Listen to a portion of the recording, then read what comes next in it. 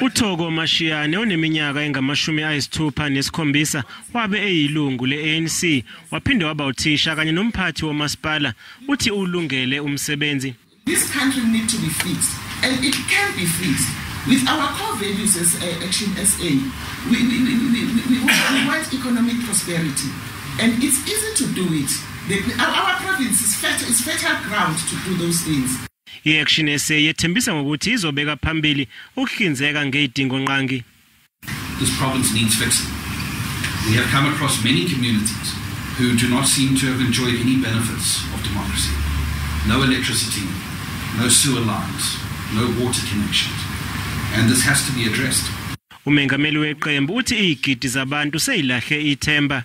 So we're on that mission to ensure that we get those people come 2024 so that ActionSA can emerge as the second biggest political party in this country.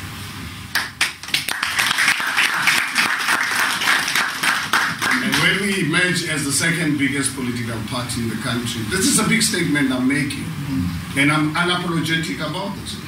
I want South Africans to know that I'm not in this business to be opposition. uMashaba uzomemezela ubuholi base Free State KwaZulu Natal kanye nase Northern Cape kule nyanga eyizayo.